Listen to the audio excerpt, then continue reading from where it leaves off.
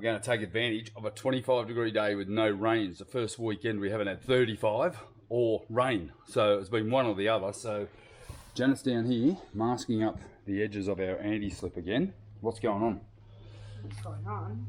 I'm masking up the edges. Why are we masking up the edges? So, because you're going to spray this and you don't want to overspray onto the anti-slip because then it will ruin the anti-slip. Correct. Hopefully we're about to see a transformation.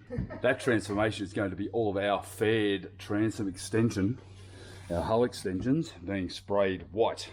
So before we can do that, we have an epic amount of masking to do. We've got to protect everything, and that means drop sheets and a lot of masking along the back of the boat here. We don't want any paint on this stainless or on anything up here, and overspray is an issue with gel coat. It will go everywhere. So prep 2 hours, spray 10 minutes.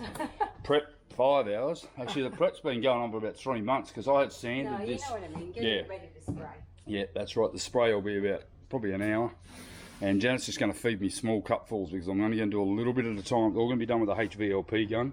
I'm going to start down on the outside there, and then I'll move up onto the combing here, and then we'll see how we're going. If it's, we're just waiting for the sun to bugger off because it's beating down on us right now, and it's going to be 25 today. Tomorrow's 30. Monday, 36 to 40 with a 40k an hour wind, so it's going to be pretty horrible. So today is the day to get at least the port side done.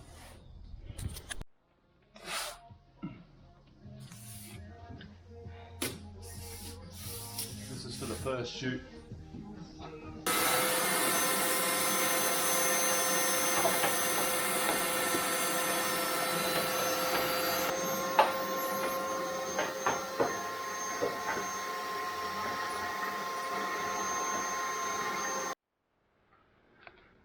Righto, we're getting there. Getting there, Jan.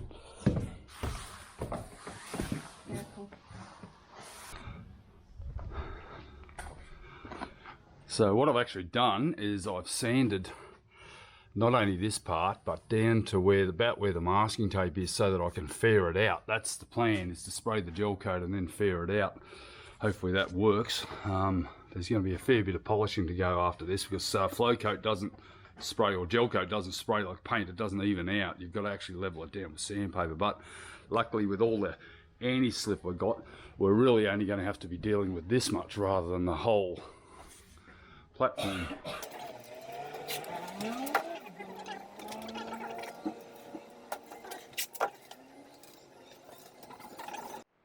So down the side here, I haven't got a lot of room to work here, but I'm going to get it done. I've masked up the factory, and we're putting a drop sheet all the way down the side here, pretty much to about the midships because this stuff goes absolutely everywhere. I've just got one more little bit to do here, and that'll protect the existing faired gel coat, which we don't want to have to redo.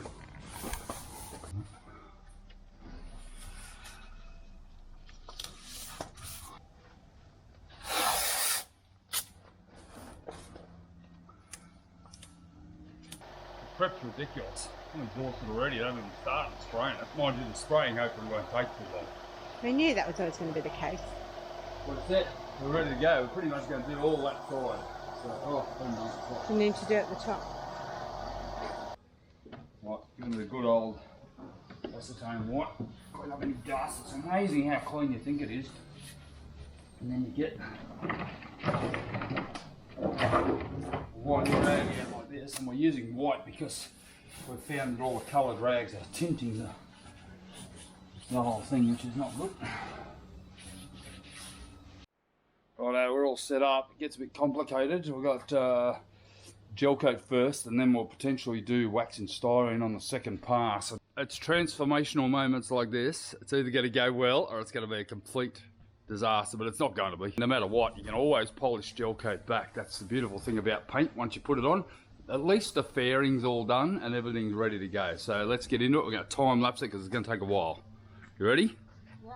Alright, let's do it. I don't want to do too much. What I'm going to do, I'm going to start here at the life raft compartment, because if I have a stuff up, I can easily polish that out. And once I get things moving, I'm going to go straight around to the other side and do the outside of the hull and then I'll come back and work on this area here. I'm hoping this is all going to go pretty smoothly. Janet's going to be mixing about 200 mils at most, probably 150 mils of gel coat at each time, and I'm just going to be continually pouring it into the cup so that I don't end up having it go off on me in the gun, and we're just going to keep pumping it through until either my gun blocks or we run out of gel coat. And that's not going to be a lot of gel coat, probably only a couple of litres really to do all this, to finish it off.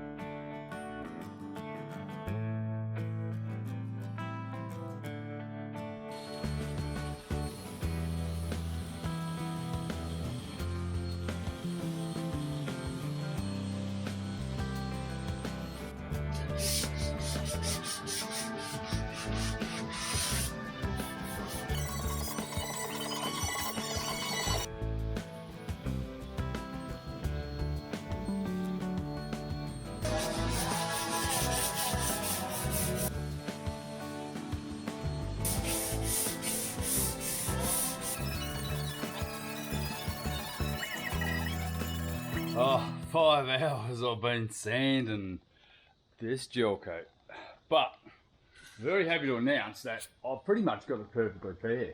There's a couple of little spots like around these little additions here and a couple of bits around the bottom, but the actual join between the laminate and the old part of the boat is almost spot on.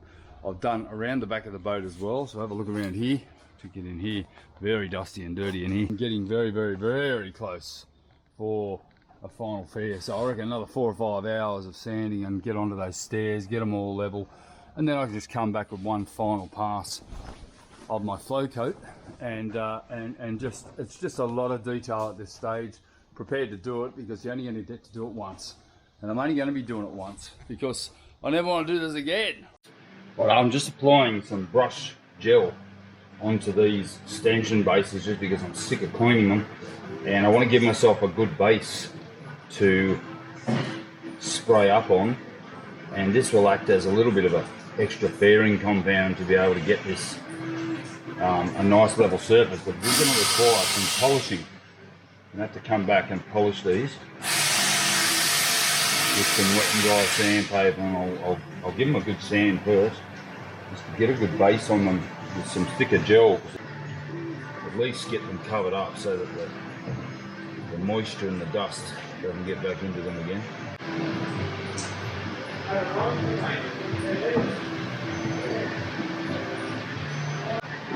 So the structure's there. I'm happy with the structure. I just need to get a little bit of build of some gel coat and then polish that back, and then I can do my final, just a quick mist coat just to cover up any patches. We can go into final polish. It's Monday, I think it's about the 8th of March or something. I don't really know what day it is often most of the time, but today is 38 degrees outside.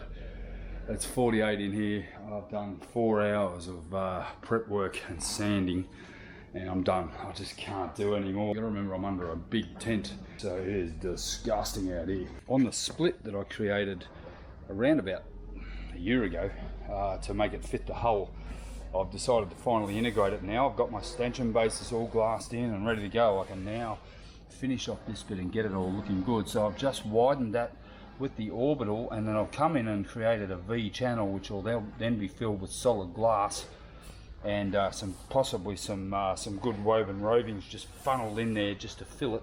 And then I'll come back and fill it with vinyl and cotton flock, and then I'll put a layer of glass across the top of it, or actually 2 layers, and then I'm going to start fairing that in. And I'll paint it with some flow coat, get it all sort of sanded over, and then we'll begin the fairing process. So yeah, once again, I didn't lose the shape of the boat by cutting that split and just spreading it out. All I've done is extended it out, and if I had it just bogged it and filled it, there's a good chance later on it'll cop a bang and a bit will just fall off it, and then I'll be up for a major repair. Okay, 1 step forward, 2 steps back.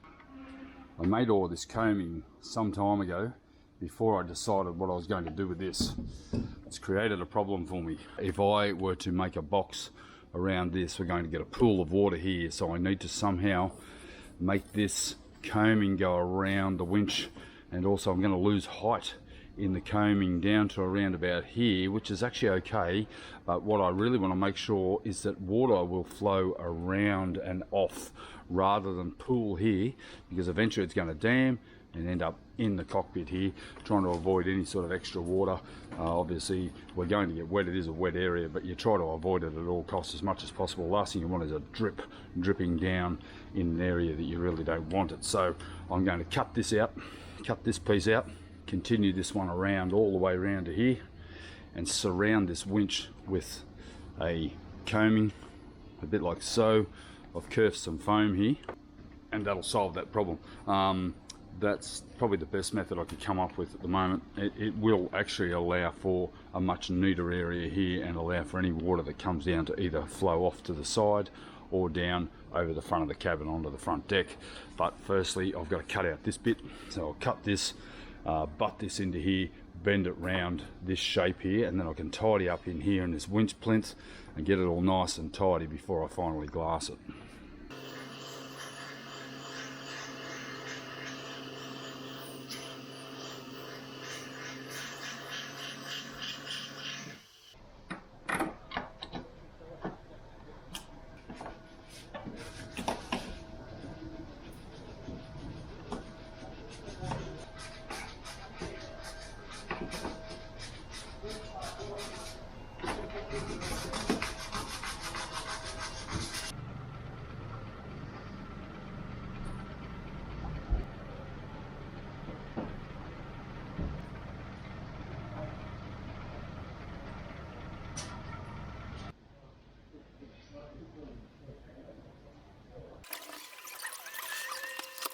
Well, I kept forgetting to film, but I've just started laminating the combing around our helm enclosure.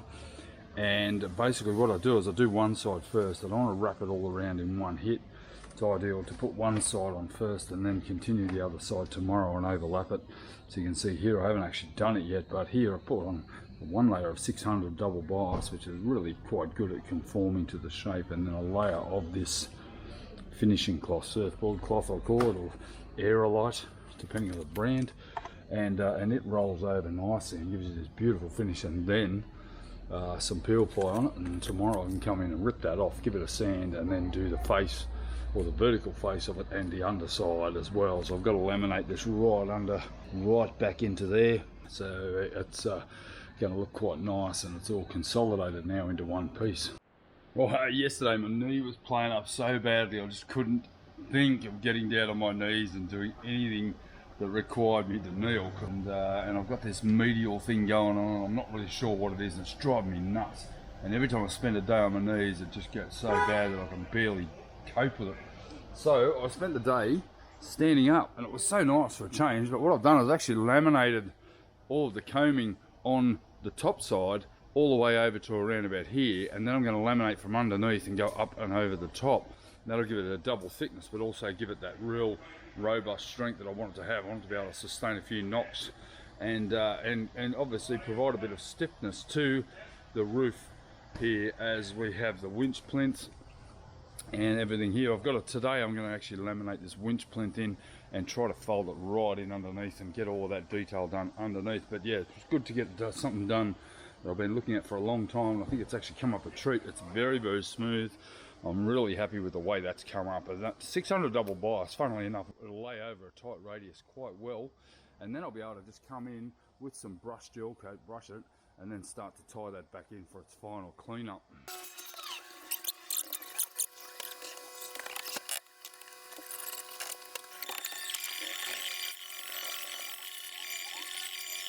I thought I'll come in today and film myself laminating all under here and the new winch plinth that I put in here, and then I forgot to film. And quite frankly, no one wants to see 9 hours of hand laminating. I think that really would bore you shitless. So what's happened today, and I'll just show you up here, is I have completely laminated the entire combing of the helm region, including my new modification for the winch plinth that I've got here for our main sheet winch, all the way around, and then incorporating the helm station into the cabin top and the combing. So the whole thing now is fully laminated, and it's all peel plied. So nice thing is now all I have to do is give it a really good sand around there, get the gel coat on it, get it faired, get more flow coat on it, and then this will look like all one piece. And it's pretty impressive to see this particular thing done. I do have a little bit of foam here that I need to scallop out and core that. Now what I'm going to do here, I'm not really sure whether to leave this edge here, whether to put a gunnel rubber around the outside, not sure, not really concerned about that. I'm thinking seriously about some sort of a guttering or a solid handrail all the way along there. So there's lots of things to think about up here. I've got a lot of work to do up on this top, but pretty much it's only really anti-slip and facilitating the solar panels for the roof here. Janet's been in the last couple of days, and she's just been sitting on the edge on the gunnel along the boat here and tidying up my stanchion bases and tidying them up just for a final fair and finish. So they've got all of the brush gel coat that we put on there has been sanded down, and pretty much it's all starting to look pretty good. I do still need to do the split down on the bow. That was a fairly long day. That took me pretty much all day to complete this. Now you have a look under here, I've actually completed the join, so it's wrapped all the way from here all the way, so it's over the top of the combing and all the way back to here. And tomorrow I'll come in and give it a good sand. I still have to deal with something here for the conduiting, and obviously it looks a bit messy, but it will finally tidy up. So although this may look a little untidy, this is going to have a hatch in it of some description.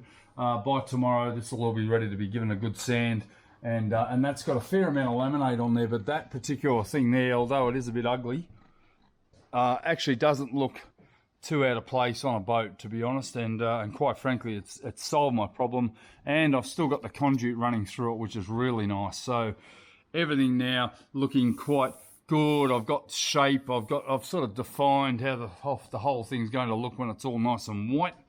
And then probably tomorrow afternoon I'm going to laminate this area here, put some shitloads of solid glass underneath here with which to hold the supports in place, and then work out how I'm going to support it from the top, because that will be screwed through to the top of the hard top, and potentially some sort of a plate on the top there to hold our secondary supports on. So yeah, looking good.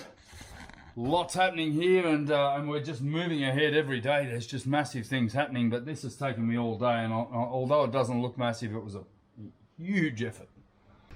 So we got a call the other day, and a good friend of ours, and Christopher is a patron, has headed up from Melbourne, and he's here, and he's going to give you a bit of a rundown of what he thinks of this. I don't know how this is going to go, but I'll have a bit of a chat with Chris, and we'll see what he thinks of the whole project. So what do you really think, mate?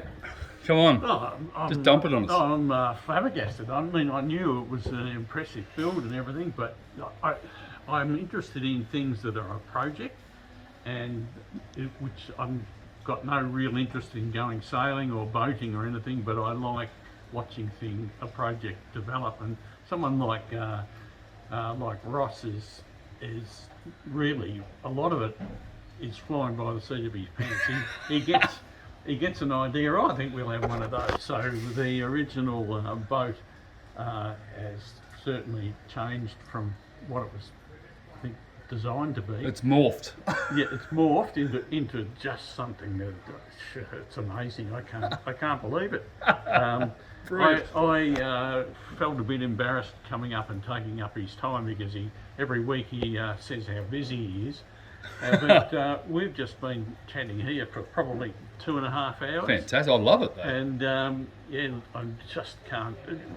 After watching this every week for 4 years, to be here is just something really special. And it was a long, nearly 11-hour drive up from Melbourne on the last section on a terrible road. Yeah, a potholed road. Yeah. And I'm expecting to have lovely weather that is hot and humid. It's been humid, but it's been raining. It's raining. So he's a liar apart from anything else. Good on you. Yeah. Funny thing is that Janet just told Christopher that I'm not allowed to modify anything more, so I might get bored now. Oh, I don't think you're going to get bored, but yeah. Well, I think I can talk on behalf of all of the patrons and all of the watchers that it's just just you've done a great job, and I'm doing a great job, and Good on you, keeping mate. us all entertained once a week. Good on you, mate. Yeah, you like to see And- if you could see the wear and tear on my body, I might need it for the medical expenses.